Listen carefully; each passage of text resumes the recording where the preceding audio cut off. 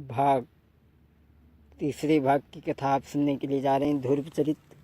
भक्तों, ध्रुव जब चले हैं और माँ ने पत्थर का हृदय करके कलेजा करके ध्रुव को आज्ञा दी। ध्रुव चले भक्तों, जंगल में भागते जा रहे हैं।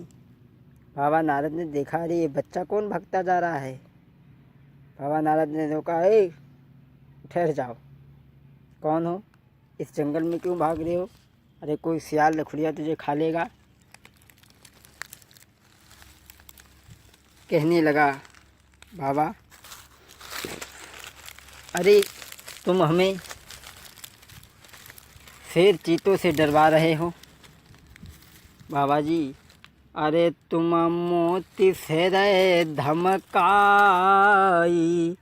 और तुम संतन पूरे ढोंगी हो। बाबा मोती से धमकाई, तुम संतन पूरे ढोंगी हो। जब पार ब्रह्म जब पिता मेरो, अरे फिर किन में इतनी दम, जो हमको दे डराई।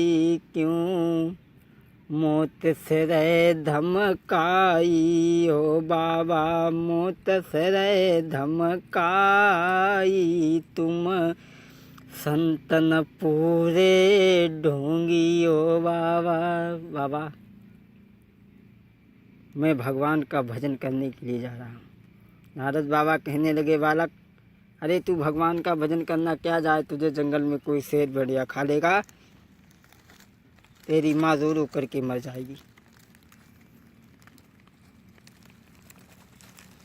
ध्रुव कहने लगे, नहीं बाबा, मैं भजन करके ही जाऊंगा। बाबा नारद सोचने लगे, बड़ा हठीला बच्चा है। तो बाबा नारद कहने लगे, अच्छा बेटा, तुमने कोई अपना गुरु किया है। ध्रुव कहने लगे, बाबा जी गुरु क्या होता। बोले, तुम ही हो गुरु महाराज जी। नारद बाबा कहने लगे, अच्छा बेटा, जो बोले सोए पुटरिया खोले। तो नारद बाबा ने कहा, ठीक है बेटा, हम तुम्हारे गुरु बन गए। और नारद बाबा ने मंत्र दिया, ओम भगवते वासुदेवाय नमः। ये ध्रुव को मंत्र दिया। ध्रुव कहने लगे, गुरुजी अब तुम आप मेरे गुरुजी बन गए हो, अब मुझे भजन करने की कोई जगह बताओ सुंदर, जहाँ हम बैठ करके भजन करें। तो बाबा नारद यमुना के किनारे लेकर के पहुँचे हैं। एक सुंदर झोपड़ी डाल दी। और वो झोपड़ी कैसी थी योगेश देवा जी। अरे वो ध्रुव की सुंदर पर्ण कुटी, वो ध्रुव की सुंदर पर्ण कुटी, यमुना तक गाए जाती थीं। सुंदर सुंदर अरे फूलों से मेरे भ्रात सुगंधी आती थी। अरे सुंदर सी बेलिजा में भौरा रहे भन्नाई, सुंदर सी बेलिजा में भौरा रहे भन्नाई। आरे चलती समीर यमुना के तीरा, ठंडी ठंडी चलती समीर यमुना के तीर। आज भक्तों, बाबा नारद भजन के लिए बैठ जाते हैं, तपस्या करने के लिए। पहला आसन ध्रुव ने लगाया भक्तों, 36 दिनों तक चला पहला आसन। और दूसरा आसन कैत का फल खा करके लगाया, 2 महीने तक चला है। और भक्तों, अब की बार में कुछ खाया ना पिया, निर्जला व्रत करके बैठ गए, हवा का भक्षण करने लगे। और जब हवा का भक्षण करने लगे तो भक्तों हुआ क्या, पृथ्वी हिल गई, आसमान डोल गया, पशु पक्षियों खूंटे पे चोंच के चोंच फैलाए रह गए। भक्तों हुआ क्या, जब ध्रुव ने खींची प्राणवायु, तो हवा रुकी त्रिलोकों की। और ब्रह्मांड हिलो कोहराम मचो। जब ध्रुव ने खींची प्राण वायु, तो हवा रुकी त्रिलोक्यों की, प्रहलाद कोहराम मचो। ब्रह्मांड हिलो दम घुटने लगी प्राणियों की। जब ध्रुव ने खींची प्राण वायु, तो वायु रुकी त्रिलोकों की। ब्रह्मांड हिलो कोहराम मचो, दम घुटने लगी प्राणियों की। कोहराम मचो ब्रह्मांड हिलो, दम घुटने लगी प्राणियों की। पशु पक्षी व्याकुल होने लगे, पृथ्वी मैया डोल गई और भक्तों इंद्र का सिंहासन हिल गया। पशुओं की जीवों की आंखें पथराई, एड़िया रगड़ झटपटा उठे। हिल गयो इंद्र को सिंहासन, जलवासी सब तिल मिला उठे। हिल गयो इंद्र को सिंहासन, जलवासी सब तिल मिला उठे। आज भक्तों इंद्र का इंद्रासन हिल गया। इंद्र ने सोचा कि कौन ऐसा वीर पैदा हो गया है जो हमारे इंद्रासन को छीनना चाहता है। तुरंत रंभा को बुलाया, उर्वशी को बुलाया, वावड़ी को बुलाया। कहने लगे जाओ देखो मृतलोक में जाकर के, और जो भी हो और जैसे भी हो सके तपस्या को खंडित कराओ। चली हैं। कहने लगी बहना, अरे ये तो बालक बैठा तपस्या कर रहा है। एक कहने लगी बहना, अरे जाई नाच कूदी के रिझाई ली, जो जितो बालक है जाई। नाच कूदी के रिझाई ली, जो जितो बालक है। अरे करई गान बहु तान तिरंगा, ना बेटा ने अखियाँ खोली हैं जाई। जगाई दी जो जितो नाच कूदी के रिझाई ली, जो बहना बालक है जितो। लेकिन ध्रुव नहीं उठे। इधर भगवान विष्णु ने सोचा कि मेरे भक्त पर आपत्ति है, अब मुझे चलना चाहिए। भक्तों इधर भगवान विष्णु चले हैं और ध्रुव के पास में आ जाते हैं। कहने लगे बेटा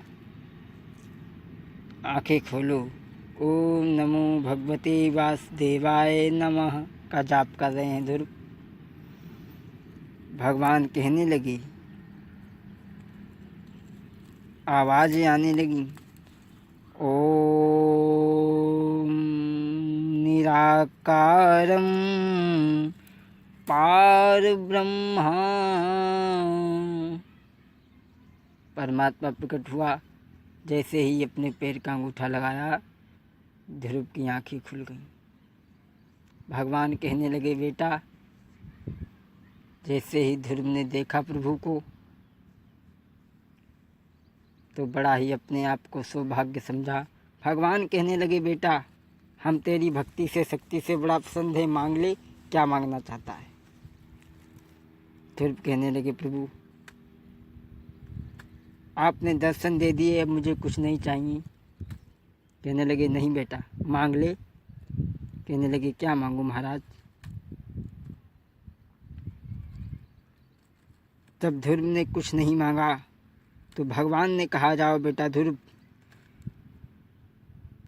तुम 36,000 वर्ष तक राज्य करोगे, 36 साल तक,